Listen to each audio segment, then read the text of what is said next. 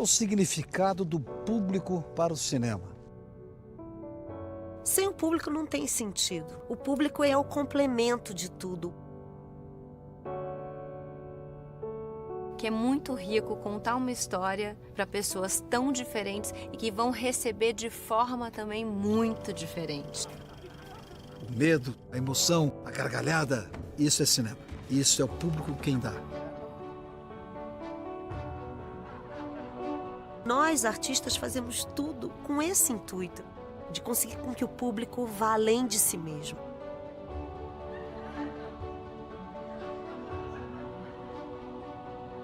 Não há nada como vocês.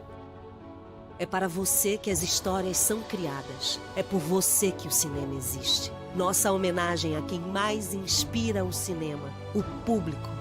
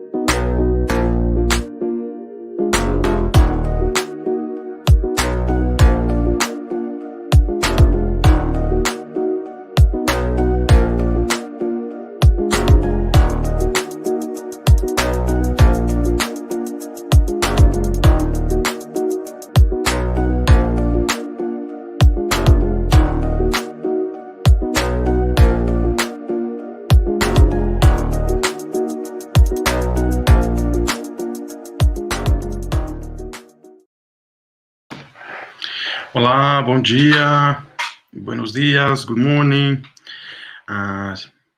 Everybody, welcome here to this new session on Reach, this part of the lab created to think and to discuss how some of the transformations that we are living in our industry are impacting our production of the way the audience consumes audiovisual, and to think and to discuss important issues regarding to audience matters.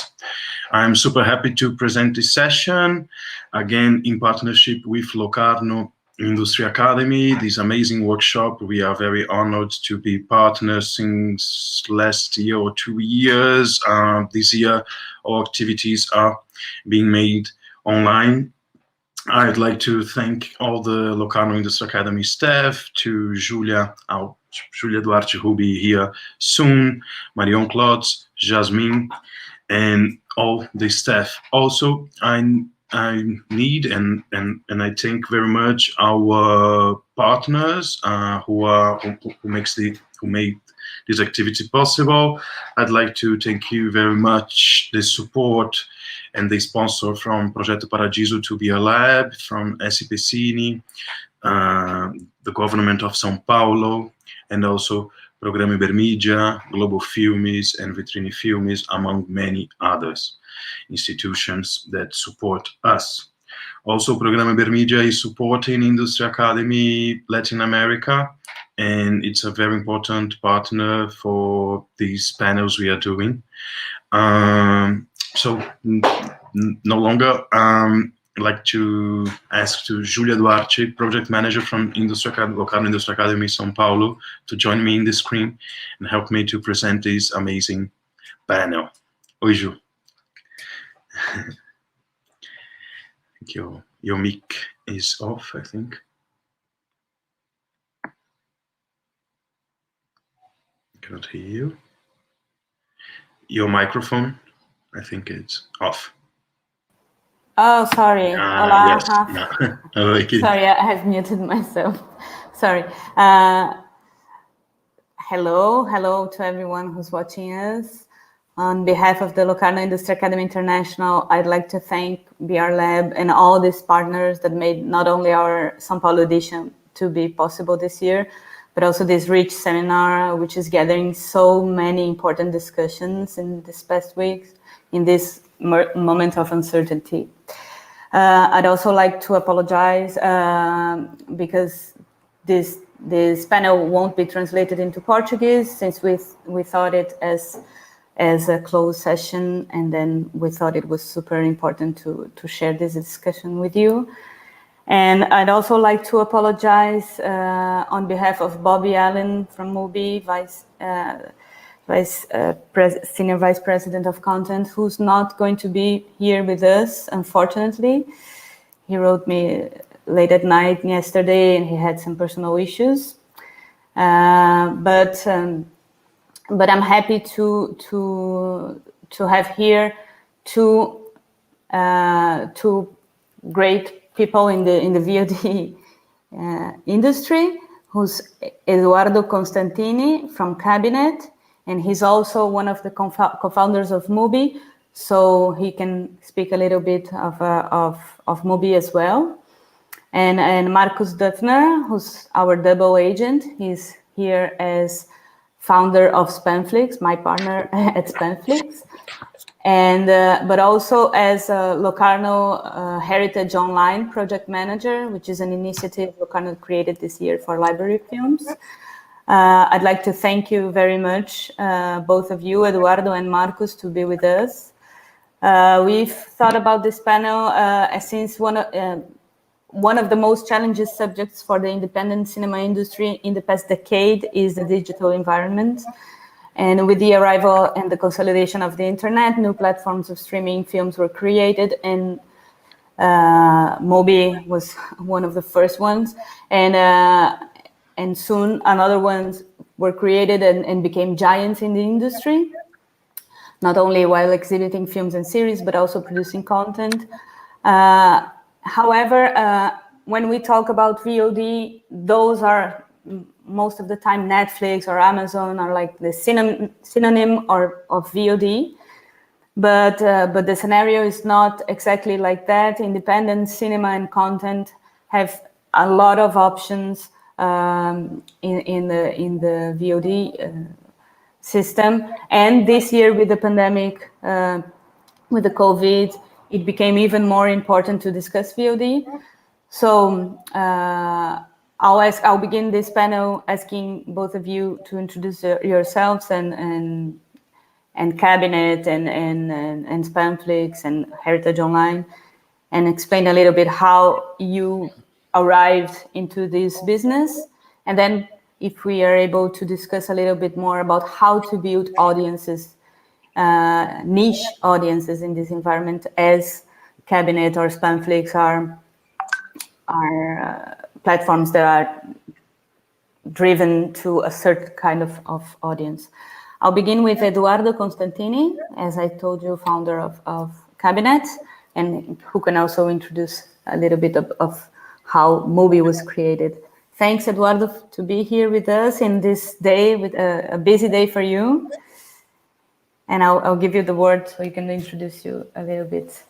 Thank you, Julia, for inviting us. We're very happy to be part of this panel with Marcus.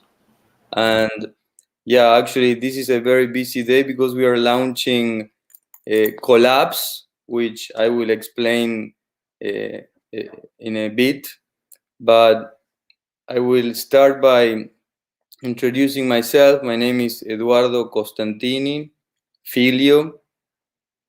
I started in the film business actually at Malba Museum, which was founded by my father in 2001. And by then I was the responsible for starting Malba Cine. So I've been in the curation and organization of film exhibitions and retrospectives for 6 years. And at Malba also I was responsible for co-producing 4 very important retrospectives. One of Glauber Rocha from Brazil, which I love and always loved his work, and then became very good friends with Ava, Eric, and Paula. And so when I was at Malba, we were co-producing exhibitions with the Independent Film Festival, the Bafisi, which showed around 300 films in 10 days. And it was crazy, like all festivals, you would go and watch maybe 4 or 5 films a day, but then you were not able to find those films anymore. And you missed many of those films.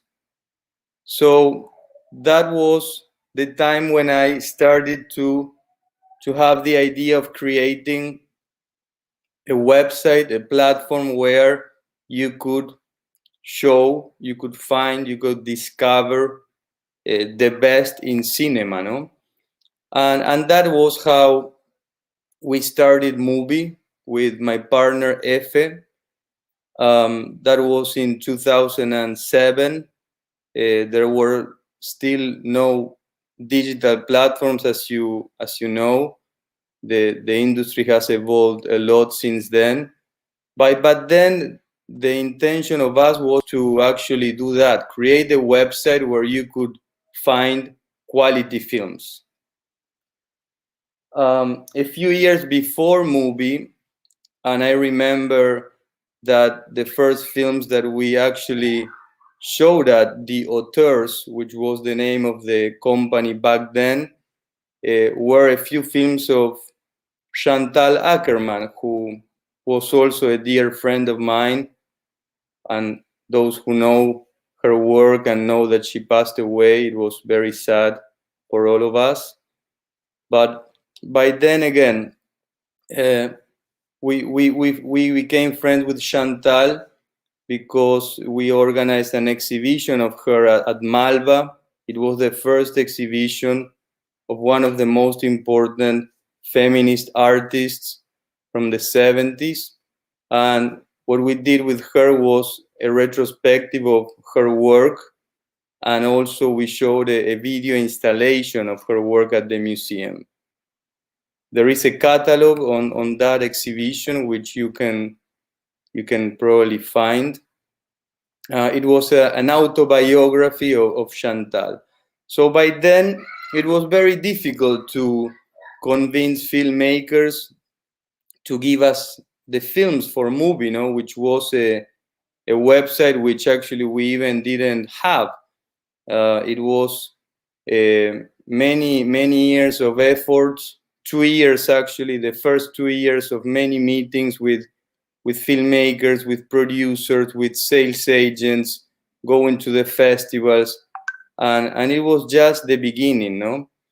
But I guess that as everything that you do in life, when you are consistent with a vision and you persist and you love what you do, one day it pays off, no? And I think that is why movie today is where it is, and it's so respected and loved by people who love films. So that's a very, very short introduction. It's been almost 14 years since then. Many things happened in the middle. Now I want to concentrate on Cabinet, and why also we thought that a platform like Cabinet was needed in the world.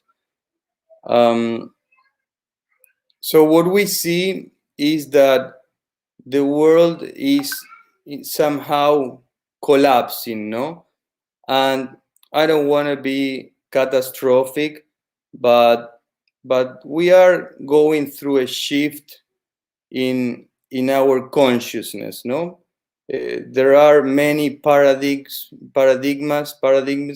that are being broken, no? And that is happening in many levels. It's not just the ecological, if you want, problem that we're going through, but there are many levels. So we wanted to create a platform where, through art, music, films, and some other content, we could bring some light, if you want, into so much darkness that we are seeing. And that was the intention of creating Cabinet. No, we are producing music videos, we are producing interviews with artists, musicians, filmmakers, and I am also a yogi practitioner. I love yoga and meditation since a long time. So we are also doing a lot of content around them, no? Around that subject that I think it's so relevant and will become more and more relevant nowadays. And today, it's a very important day because we are actually launching a Collapse with a K, the same as Cabinet. And Collapse is actually that. It's a conversation to rethink the world, a world that we believe, as I said before, is actually collapsing. And that's why we invited many friends, many artists, musicians, scientists, filmmakers to discuss this idea. And from 10 p.m. Brazil time, people will be able to start watching on Cabinet, on wearecabinet.com, films, interviews, talks, music around this subject.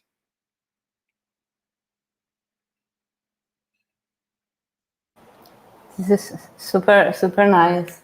Looking forward to it. Maybe I can pass the word to Marcos to explain a little bit about Spamflix as well, and then you can become the Marcos from Locarno and explain a little bit about Heritage Online as well. Yes, I'll transform in a bit. So Spamflix, well, my background is purely in the industry, mainly in festivals. And I've been working for some smaller festival like Monte Carlo as a programmer. I've been in Locarno Film Festival since 2014 and since 2006 at Le Film Français, which is an industry trade magazine in France. So I've been experiencing and, gaining some experience in different parts of the industry. That's one piece of advice maybe that I could give to all the industry academy people that are assisting here is never shut any door, and maybe leave open curiosity in the industry to any aspects, also to understand the industry fully. That's my personal point of view anyway. So Spamflix, yes, it's definitely tackling the subject of this panel, which is audience reach. I would also say audience development, which is slightly different, and brand awareness, or the creation of a brand. At Spamflix, that what we wanted to do, and in the beginning, it has started similarly to what Eduardo was saying, because of a personal frustration through all these jobs as a freelancer and all the missions that I had towards the last 15 years. I could have the chance to watch films in markets and film festivals, but then if I wanted to share those films with our friends, it's impossible. I'm not gonna get deep into this subject, but just to make an example, I was living in Italy and came back from Cannes Film Festival, where I saw Gaspar Noé's Enter the Void, and even 2 years after that, it wasn't possible to see it anywhere. It had a slight, very, very small theatrical release. So this was frustration. And I said, okay, this is something that it's definitely needs to be improved in the industry for our audience. And so at Spamflix, of course, it has been created for my personal taste, which is anything that is related to nonsense-like word that has an approach as in Monty Python Flying Circus. That's where the word spam comes from, mainly. And it is anything, any content, and any film that can show you what you know in your daily life in a different way, and give you a different perspective of what you already know very well. That can be in contents, in form. So to describe Spamflix editorial line, it's vast, but that is a definition. And if you have a look through our catalog, then you can understand what we are talking about. This frustration led us to, of course, create Spamflix and trying to catch the first titles with, as well as Eduardo was saying, persistence, of course, because in the end, at the beginning, you're no one, you have no brand. That's what I was talking about before, and the brand is something that the audience recognizes, and that's what you build on by creating a catalog and your lineup to make them understand what you're doing. So at Spamflix, at the beginning, we had like 2 layers of difficulties that we needed to overstep in order to get into the game. I'm not even entering all the legal aspects or technology, because that's a whole other world. Being a very independent company with 2 partners, both of which are here in this panel right now, we are, of course, a very different player, and smaller player than anyone else, or many of them. So we needed to with persistence, to play with trust of business partners like the sales agents or right holders, which by chance and for professional experience we know very well, and they trusted us. Their trust is something that is necessary for us to build our catalog, and if it's worthwhile, I mean, if we are successful on the long run, then for them they will have a client, of course. So this is the basis of trust that we establish at the beginning with the sales agent. With the audience, as said, we created this brand from scratch, from like a vision that we had, and thinking that this is exactly what is missing in the industry, having a platform that brings out films that are not so unknown, that have had a successful festival run, but for some reason, it can be various reasons, from the nature of the very film itself. It's not as commercial as possible. And if you want to analyze Enter the Void, for example, why it wasn't available in Italy, there can be many reasons. Every film has a different story in any case.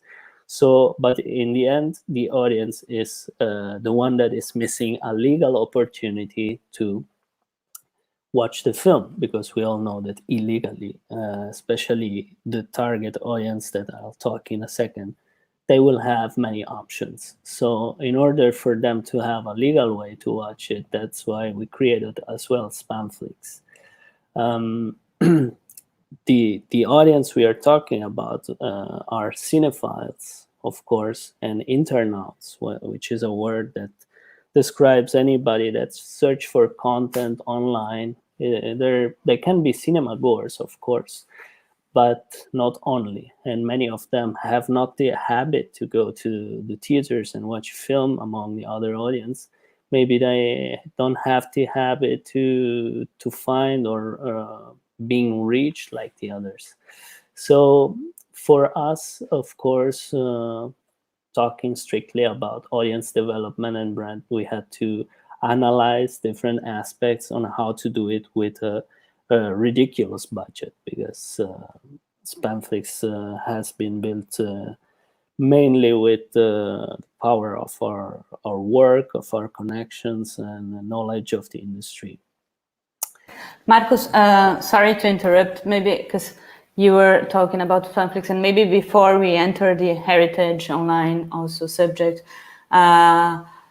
So Spamflix, the business model of Spamflix is a TVOD platform that a customer comes and buys only what he sees. And about Cabinet, just to go back and to so we can still stay in the same page. A Cabinet, the business model of Cabinet, you have lots of free content, right, Eduardo? And how is that you work for the content?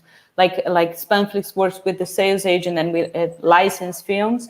How does Cabinet does?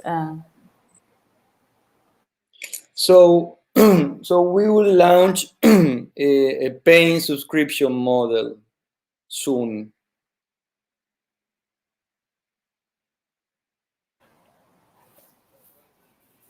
So that will be the business model. It's going to be as well, all the content by subscription.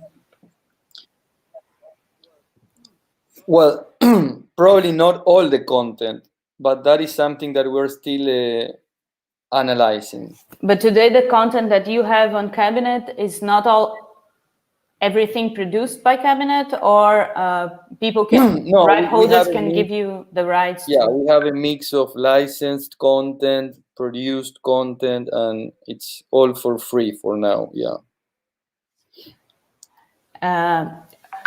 So it was just for this thing. Maybe Marcus, you can now introduce Heritage Online. Sorry for the interruption. It was just to clarify both business models. Yes, I'll wear my Locarno.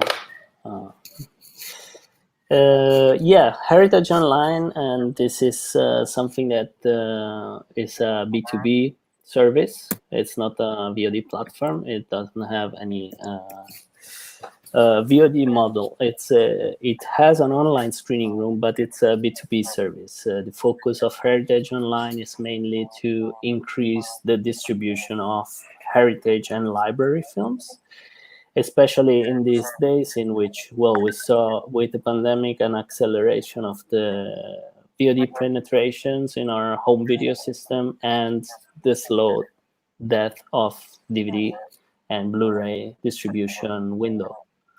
That is the window in which we mostly found library and heritage films. So if that is that, there are some of the VOD platforms, Movies, one of them, of course, that are focusing as well on heritage films, but still in the current scenario, VOD platforms are more focused on recent content and new fresh content. So we had to brainstorm, conversate and dialogue with many players in the industry, sales agents, right holders, cinematheque and institution, as well as VOD platforms, and understand what is missing and what is the biggest challenge in licensing and make those titles available. So it's pretty clear that sometimes, of course, in heritage films there are a couple of problems and difficulties that are not so easily to overcome, which are firstly material wise. You have to find where the material are depending on which films, but especially for the public domain titles. There is another question, which are the rights themselves, the rights of a film that can pass hands. I mean, the licenses of the films can pass hands so many times that sometimes it's difficult for a buyer to understand where they are. So Heritage Online proposes a service that is on a year-round database, which aims at connecting those players in the industry that are active in heritage films, with the ultimate goal to increase the distribution of heritage on platforms, but not only. In heritage, everybody can register that is a distributor. If they do DVD, if they do airlines, if they do theatrical museum exhibitors, there is an online screening room as well, in which right holders can decide to include their own film. And Heritage allows you to a yearly subscription.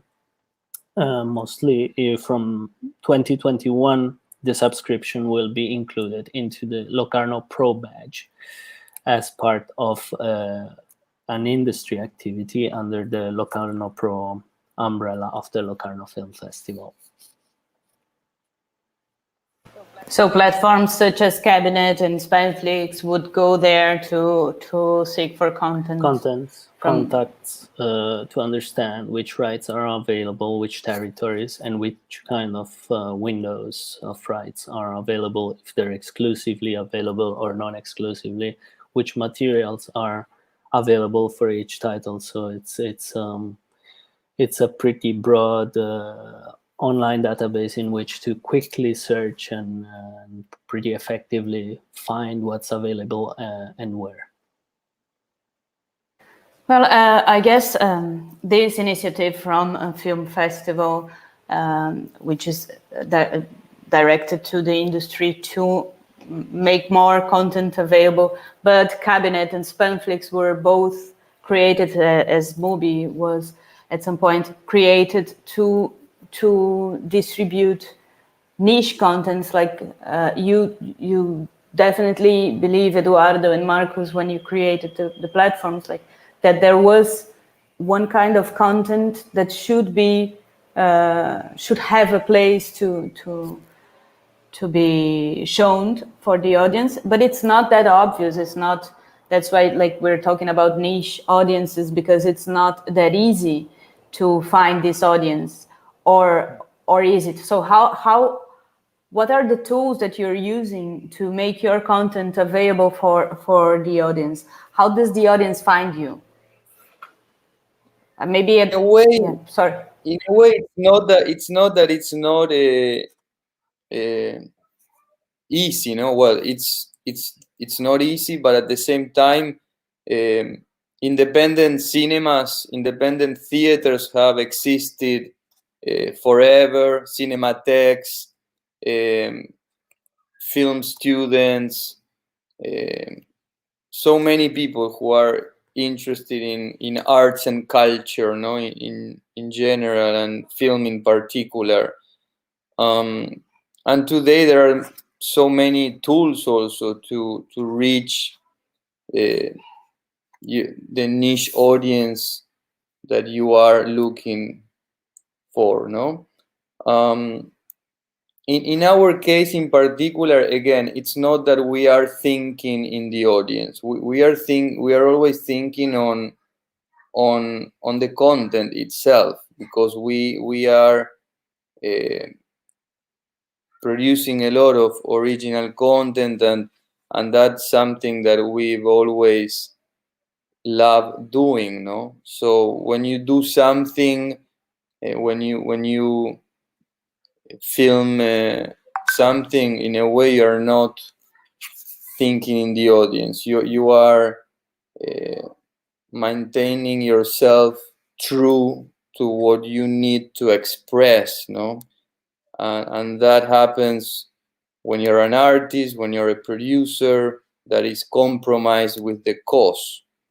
Of course, there are producers that only think on the result of what they will be doing and the audience and how many people will look the film at the end, but that's the opposite of how we think. We are the opposite of Netflix, that invests hundreds of millions of dollars in productions and formulas that for us have no sense, projects that don't bring any thoughtful idea, no, to light. We do the opposite. We go very low budget, and we will grow, because this is how it is, no? When you are committed to doing something that is for good, it has no way than grow. No other Sure, but way. what I meant is that there's in the whole world, since Cabinet is open as well, global, there are surely, for sure, like many people eager to watch Cabinet's content or Spamflix content instead of watching Netflix content. And how are you making for those people, like someone here in Portugal where I am, like to know that you can go to Cabinet and see that? This is, for example, a way of we are in a panel with people who are listening. A lot of people probably that are listening now didn't know Cabinet. Maybe we release a work in Brazil, and there is some press in Brazil. So there are many different ways to get to the audience, no, and to make sure that people get to know Cabinet. But since we started, we've been growing steadily. This year we will have 1.3 million views of the works that we released, and these views are coming from mostly 20 countries: the UK, France, Japan, Brazil, Argentina, the US, and we've been releasing mostly short content.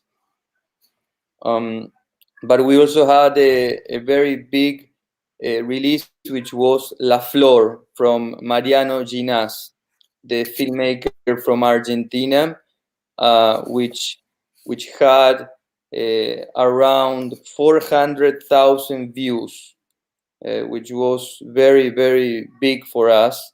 It was the biggest release so far, and we have a very good programming for next year, so that will ensure that we will continue growing our audience. And as I was mentioning before, tonight we are launching Collabs, which has 50 participants from around 15 countries. We have participants from Brazil, from Argentina, from Mexico, from France, from Iceland,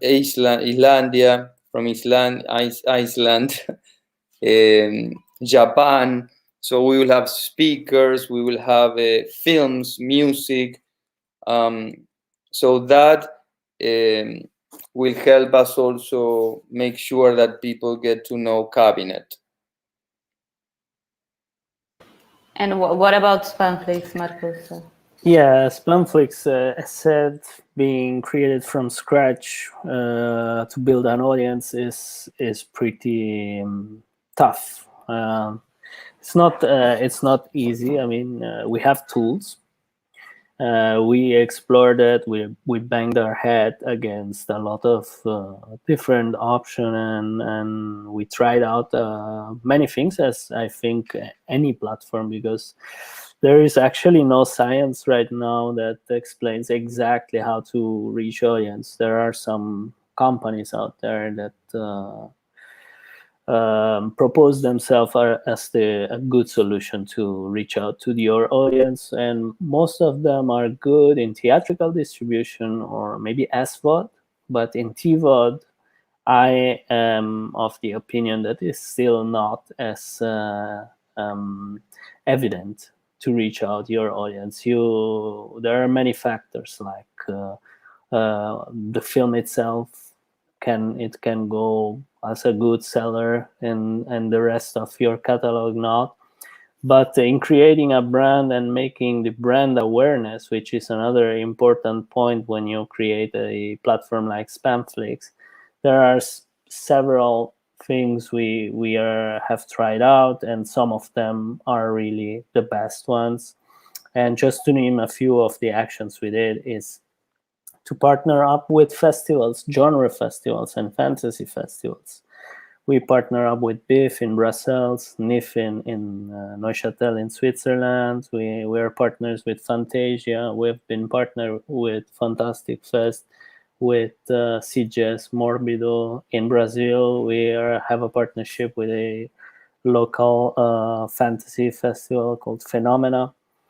Those festivals, they already have an audience that is built. So to associate our brand to those festivals or to host some of their festivals, like we did with Maskun in Lebanon or with Lund in Sweden a couple of weeks ago, this means to get directly our audience's attention. So basically, we try to partner up with outlets that can be festivals, that can be magazine or blogs that have the same outreach as us or the same interest in audience as we have.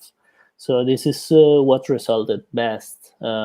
Press coverage from outlets that talk to our audience is worth so much more than just plainly do advertising in social networks. It can help, but it's a complement. You cannot just invest in social advertising and that's it. It simply doesn't work. At least for TVOD, it right now, my opinion, and from our experience, it doesn't work. Even if you have strong names in your catalog like Quentin Dupieux, Sion Sono, Benoit Forgeard.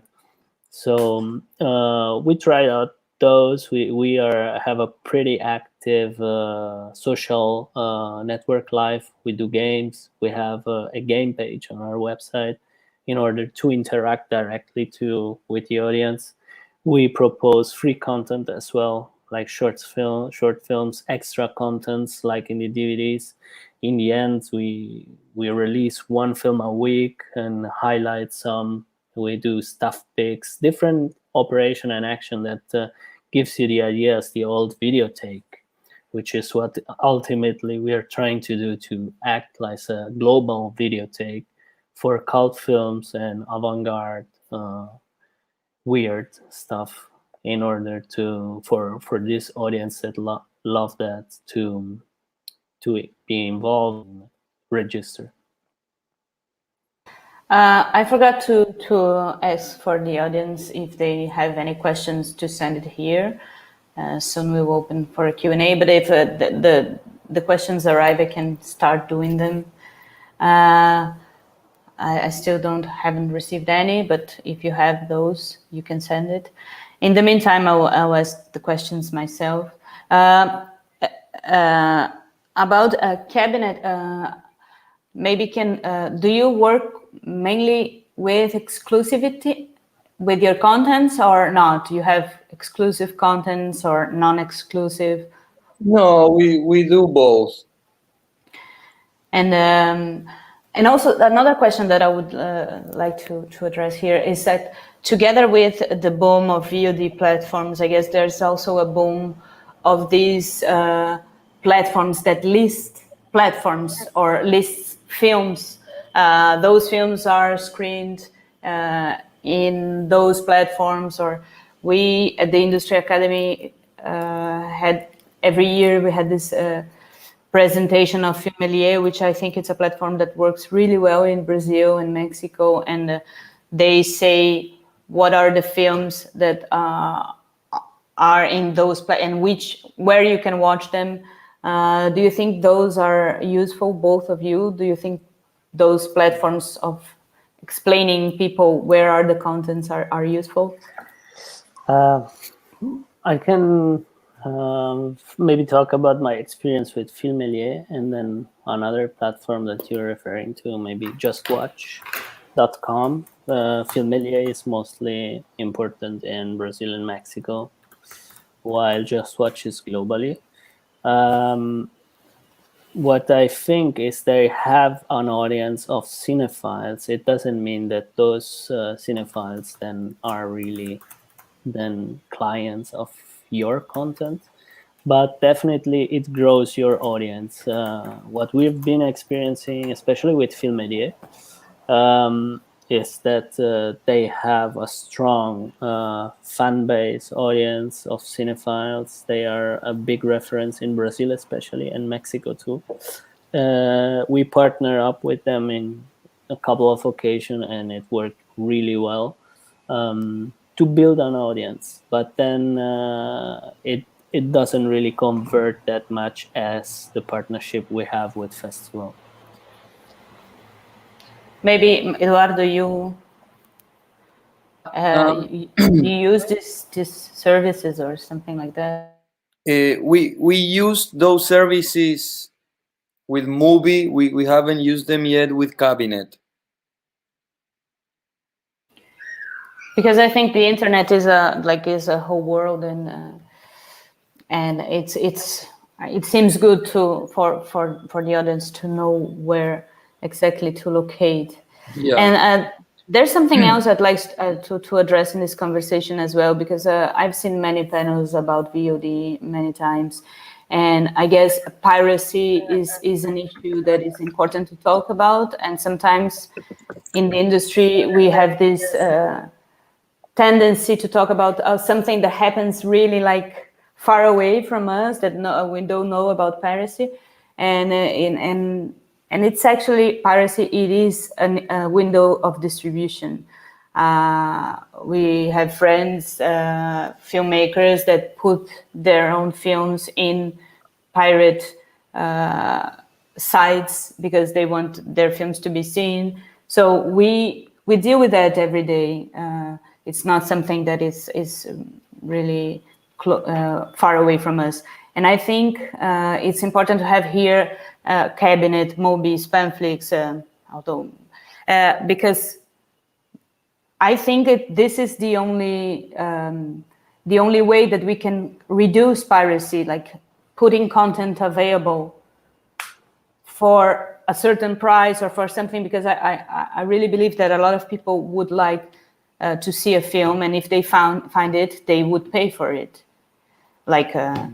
And this is also something maybe I'd like for you to comment, and then also I can afterwards link with Heritage online in Locarno, but maybe you can comment before that, and I can make my question about Heritage afterwards.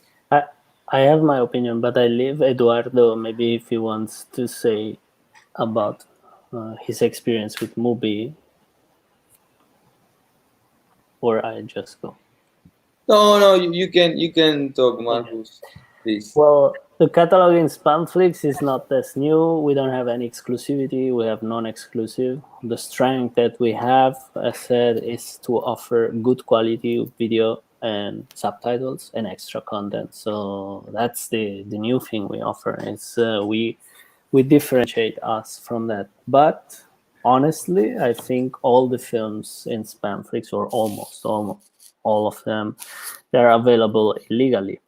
I mean, especially, you university students, they used to download and to, because of they don't have a job, they cannot just subscribe to plenty of platforms or buy in TV or the film. So it's only normal. It's a curiosity that drives you to find content. The problem is many films are not even available legally. That's why that drove us. That's one of the reasons that drove us to create Spamflix, to make them available. This is an option that they have. I know personally plenty of people that just go to Spamflix, see what's out there, and then go to pirate site and download them or stream them illegally. That's another thing. Coming back to Filmelier, Just Watch, or even Letterboxd, which is very popular, especially in Brazil, I think. Those are very nice communities that are creating themselves, but if they lack information about where the films are available legally, they drive more piracy. They drive more people to find those contents illegally. So there is something that I don't think piracy will ever end. I don't think it should end, because people always try to find a cheaper solution. That's inevitable, but I think we should share all the companies that are involved in the information about cinema and where it is available. All of them, they should share the maximum information in order to make available and to indicate where the films can be watched. That is something that is already out there with theaters. Even Google has a very nice search tool for theater times. Of course, now not because of the pandemic, but if you wanted to see a recent film or any film playing in a theater in London, Google probably tells you where. So, yeah, I think there's something that can be done, which is share our information more. Sorry, I have a question from the audience here. Gian Pietro Baglia wrote, "Ciao everyone, as more subscription-based VOD platforms are coming to life, it becomes increasingly more expensive to satisfy one's quest for a varied selection of films. Are there other ways to monetize besides subscription?" Maybe Eduardo can answer that, since Cabinet is becoming a subscription. Yes, there are different ways, and it's true that there are so many platforms that when you want to subscribe to one and then to another and then to another, it becomes very expensive. It can cost you $100, no? If you are maybe into 5-7 platforms, which is crazy. So yeah, we are exploring different ways to monetize so that it doesn't become so expensive for the audience. But that is our secret. If we find a way, you will know soon, in a few months. And I want to apologize, Julia. Unfortunately, I will have to leave now because we are with this crazy event that I hope you enjoy, at least a little bit of it, a part of it. And I'm so happy that you invited us to join this panel. Marcus, thank you so much also. Thank you. And I hope we continue in another time with more time. Thanks, Eduardo, for sure. I will watch today at 10 p.m. Right? It's on. Yeah. For sure. Well, 8 p.m. Eastern time. So depending where you are. I'm in Portugal. Actually, it's going to be at 1 a.m. tomorrow for me, but I'll definitely take a look. And maybe, I don't know if maybe I can still stay with Marcus for a couple of questions more about heritage, but I would like to thank you very much for being here with us, and congratulations your work on Cabinet, because it's a wonderful platform. Thank you so much, Julia. Thank you, Good luck. Eduardo. Beso grande. Bye, Marcus. Gracias. Bye. Let's see if I can still stay with Marcus, because as we were discussing before about piracy, I still have some questions about heritage, but I think is maybe it's the Heritage Online initiative seems very nice, since for instance, one of the contents, not heritage films that are not still digital, of course, they're not available for piracy, but there are many heritage films that I think people want to watch and don't have a place to watch right now. Like if we are in UK or the US, we have access to films like Criterion Collection. Mubi has some films like classical films, but mainly in Portugal or Brazil, or if we want to see a Fellini's film, here in Portugal we have like Filmin who has Fellini, but where do we watch classic movies? Yeah, that's a big question. In heritage films, we probably have in any country the local telecom with a video club in their OTT facility, and they probably have local heritage content. Probably they don't have a vast catalog of them, and that's the main problem. So yeah, piracy in that case is I don't know, inevitable. We can easily browse on YouTube. There are so many films that are not yet in public domain, because there are also many of the films that are in public domain.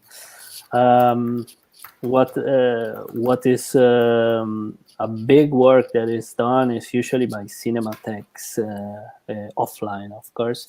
Some cinematheques are also jumping onto the VOD world, which is a great news for heritage films. For example, just to mention one, Henri, which is the Cinémathèque Française VOD outfit, which has done a great work. It has been launched during the pandemic, and proposing one free film every day. They had an amazing audience, and of course mostly French content, but not only.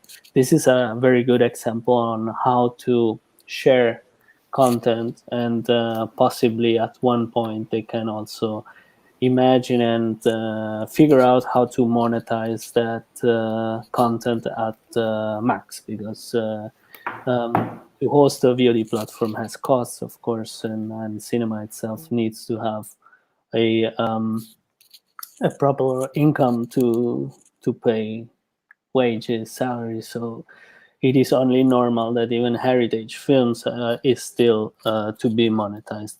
But yeah, for now the piracy is one way in which the audience finds most of the heritage titles. You can, I think it's a very easy and simple exercise that I always mention. Just go and search in your territory wherever you are. Go into Google or any search engine and check where to stream a precise masterpiece. You can go to Fellini, Truffaut, or any other masters that are out there in heritage film, and it's quite upsetting. And as you talked about the cinematheques, which is super interesting. This not interesting. I don't know how to do the word in this way, that because for the cinematheques to be online, they would have to digitalize, and they would have the need to have personnel, etc. And if this is tough for France, it's maybe tough for Switzerland. And I would like to address the subject, the problem that we're facing in Brazil, since we are in a Brazilian virtual table. In Brazil, not even that, like what's happening now is that we're not even close to that problem, since like the films now, as they are, the negatives and stuff, we can't guarantee their safety, as Cinematheque doesn't have funcionários. I'm already like talking about Brazil like comes to Portuguese, that staff and the conditions to preserve all the films. So this is like even like 1,000 steps before these kind of problems. Yeah, I mean, definitely. You know more than me about the Brazilian situation. I think this is has caused reason for a big alarm also in all the preservation federation that are there. The situation about the Brazilian Cinematheque is really tough, and the Brazilian heritage cinema is in danger in any case, and I think this is important to stress out. It has been stressed out many times. What happens in all cinematheques in terms of preserving and restoring, of course, they're in France, Switzerland, and in Europe in general, or those countries that are called by media wording the high production capacity countries. They still struggle as well in preserving our heritage films because of materials mainly, and because there has to be, of course, a big job of archiving that sometimes is very tough to do. Also, it needs still to be a job that has to be done between different institutions. So several cinematheques and archive, usually to restore one film, they need to collaborate, sharing content, materials, scenarios, and tracking down, which was the first ever release of the films, and studying how the first copy ever was in order to restore it properly. So it's a huge job. It costs also a lot of money, mostly, and I can imagine that in Brazil right now this is a far stretch, even more difficult. Yeah. And as we've been discussing here throughout the Industry Academy, especially in a session that we had with a great Mexican distributor, producer, Paula Astorga, heritage films are not only like films, not only important for the film history of the country, but it's also the history of a country, the history of a culture. And it's important to preserve. And I think this initiative from Locarno, the Heritage Online, if we are able to make available more and more heritage films, is super nice. As also there is a huge audience for that. We can see it here. I remember when I lived in Brazil, the sessions, the screenings at the Cinematheque were always like there was a huge audience. Here in Portugal, we had this amazing Cinematheque, which is great, and to have it online, it's also important, as we were able at some point to rent those films. We should still be able to rent them. Yes, as said, in Heritage Online, not only VOD platforms can register, because we believe that there are some other important players out there, like festivals. With a retrospective, Locarno is a big player in heritage films. We have a big retrospective every year. There are some sections dedicated to homaging those talents that are participating every year, and there is a special section called Histoires du Cinéma, which is dedicated also to tackle heritage films. So festivals, museums, any exhibitors that for some reason wants to make an event, because in heritage films that they can happen as events, I don't know, it's an important birthday or happening or date historically important, and we can just create a retrospective about an author, about themes. Heritage films, as you said, is not only heritage about the cinematic art, but about our culture and history. Well, I guess we can close the panel. I don't know if you, Marcos, want to say something else as a closing statement. Yeah, just to reply maybe to Gianpietro. Hello, Gianpietro. Yeah, it's true, because you haven't. It's only Eduardo. The TVOD model, for example, could be an answer to the struggling in paying a lot of subscription models. That's why, for example, in Spamflix, we only adopted TVOD model. We believe that the audience should not have a bound. Should be linked to a fixed monthly subscription, but have the chance to choose the content they want to rent out, as in this videotape. We also propose, of course, film packs, so they can have a bargain on a couple or more than one film.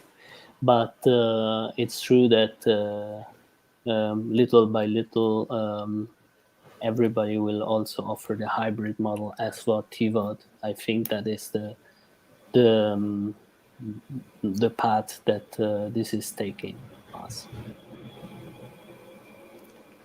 Thanks, Marcos. I'd like to thank Marcos Döpfner, the founder of Spamflix, also Marcos Döpfner, project manager of Locarno Heritage Online, for this participation. I'd like to thank also Eduardo Constantini. He's not here anymore, but was here in a very good conversation.